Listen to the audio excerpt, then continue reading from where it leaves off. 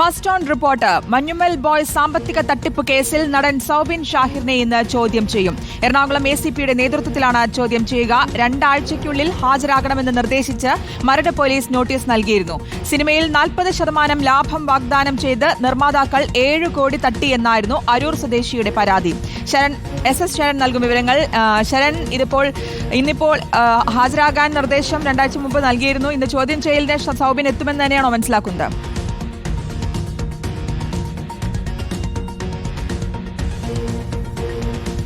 ശ്രുതി, good morning. എന്തായാലും മറ്റൊരു പ്രമുഖ നടൻ കൂടി ഇപ്പോൾ പോലീസിന്റെ ചോദ്യമുനയിലേക്ക് എത്തുന്നു എന്നുള്ളതാണ് ഏറ്റവും പ്രധാനപ്പെട്ട കാര്യം. സമീപകാലത്ത് പല നടന്മാർ ഇത്തരത്തിൽ പോലീസ് സംഘത്തിന് മുന്നിലേക്ക് എത്തിയിരുന്നത് നമ്മൾ കണ്ടിരുന്നതാണ്. അതായത് ഷൈൻ ടോം ചാക്കോയാണെങ്കിലും ശ്രീനാഥ് ബാസിയൊക്കെ ലഹരി കേസിലാണ് എത്തിയിരുന്നെന്നുണ്ടെങ്കിൽ ഇപ്പോൾ സൗബിൻ ഷാഹിർ സാമ്പത്തിക തട്ടിപ്പ് കേസിലാണ് അന്വേഷണ സംഘത്തിന് മുന്നിൽ ഹാജരാവുക. അന്വേഷണ സംഘത്തിന് മുന്നിൽ ഇന്ന് രാവിലെ തന്നെ ഹാജരാകാമെന്നുള്ള കാര്യം സൗബിൻ അറിയിച്ചതായിട്ടാണ് അന്വേഷണ സംഘം പറയുന്നത്. അതോടുകൂടിയാണ് ഇപ്പോൾ വലിയൊരു ചോദ്യം ചെയ്യലിന്റെ തയ്യാറെടുപ്പിലേക്ക് കൂടി അന്വേഷണ സംഘം നീങ്ങുന്നത്.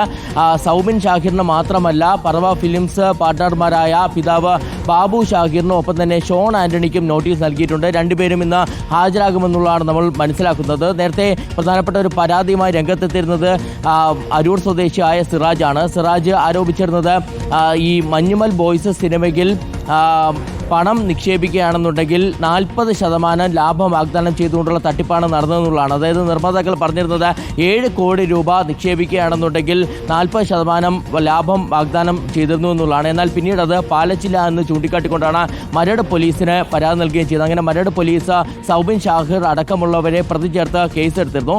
ഇതിനെ ചോദ്യം ചെയ്തുകൊണ്ട് സൗബിൻ ഷാഹിർ അടക്കമുള്ള നിർമ്മാതാക്കൾ ഹൈക്കോടതിയെ സമീപിക്കുകയാണ് ചെയ്തിരുന്നത്. അവർ പ്രധാനമായും പറഞ്ഞിരുന്നത് ഈ സിനിമയിൽ പരാതിക്കാരന് വാഗ്ദാനം ചെയ്ത ലാഭം നൽകാൻ കഴിഞ്ഞിരുന്നില്ല എന്നുള്ളതാണ്. അതിന് കാരണമടക്കം അവർ കോടതിയുടെ ശ്രദ്ധയിൽപ്പെടുത്താൻ ശ്രമിച്ചിരുന്നു. പക്ഷേ കൃത്യമായി തന്നെ പോലീസിന്റെ റിപ്പോർട്ടുണ്ടായിരുന്നു. അതായത് ഹൈക്കോടതി നിർദ്ദേശപ്രകാരം അന്വേഷണ സംഘം കോടതിയിൽ റിപ്പോർട്ട് സമർപ്പിച്ചിരുന്നതാണ്. ആ റിപ്പോർട്ടിൽ പറഞ്ഞിരുന്നത് നിർമ്മാതാക്കൾ പറയുന്നത് 22 കോടി രൂപ ഈ സിനിമയുമായി ബന്ധപ്പെട്ട് ചെലവാക്കിയിരുന്നു എന്നുള്ളതാണ്. പക്ഷേ അന്വേഷണത്തിൽ മനസ്സിലാക്കാൻ കഴിഞ്ഞിരിക്കുന്നത് 18 കോടി രൂപ മാത്രമാണ് GST ഇനത്തിലടക്കം ചെലവഴിച്ചത് എന്നുള്ളതാണ്.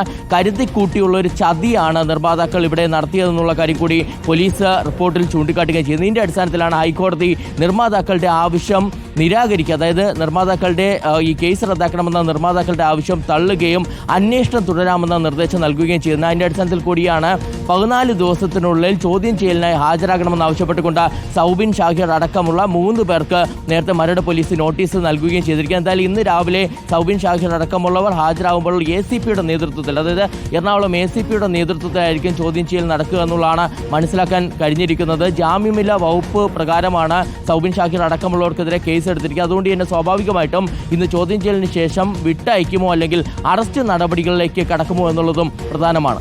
കാരണം ഇത് മഞ്ഞുമൽ ബോയ്സ് എന്ന് പറയുന്നത് 100 കോടിയോളമൊക്കെ കളക്ട് ചെയ്തൊരു സിനിമയല്ലേ. ആ സിനിമയിലാണ് ഈ ലാഭവിഹിതം നൽകിയില്ല എന്നുള്ള പരാതി വരുന്നത്. അപ്പോൾ ആ പരാതിയുടെ ഒരു സാങ്കത്യം തന്നെ ചോദ്യം ചെയ്യപ്പെടുമല്ലോ അല്ലേ സൗബിനൊക്കെ ചോദ്യം ചെയ്യാൻ ഹാജരാകുമ്പോൾ?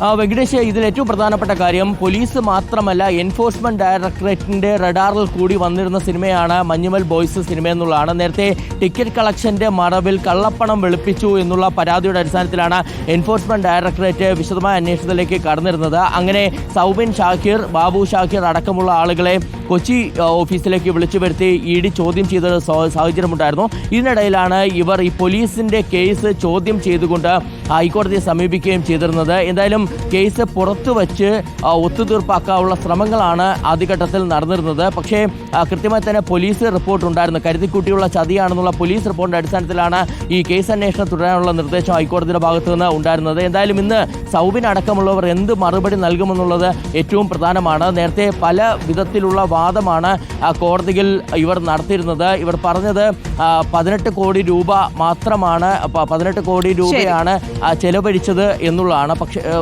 22 കോടി രൂപ ചെലവഴിച്ചത് എന്നുള്ളതാണ്. പക്ഷേ 18 കോടി മാത്രമാണ് ചെലവഴിച്ചതെന്നുള്ള പോലീസ് റിപ്പോർട്ടുണ്ട്. ഒപ്പം തന്നെ കൃത്യമായി തന്നെ ഇവർക്ക് ഇതിൽ റോളുണ്ട് എന്നുള്ള ഒരു പോലീസ് കണ്ടെത്തലിന്റെ അടിസ്ഥാനത്തിൽ കൂടിയാണ് ഹൈക്കോടതി അന്വേഷണം തുടരാമെന്നുള്ള നിർദ്ദേശം നൽകിയിരുന്നത്. എന്തായാലും സൗബിൻ അടക്കമുള്ളവർ ഇന്ന് ചോദ്യം ചെയ്യലിന് പിന്നാലെ എങ്ങനെ പ്രതികരിക്കുമെന്നുള്ളതും പ്രധാനമാണ്. തീർച്ചയായിട്ടും എന്തായാലും ചോദ്യമുനയിലേക്ക് എത്തുകയാണ് സൗബിൻ ഷാഹിറും എന്നുള്ളത് തന്നെയാണ്.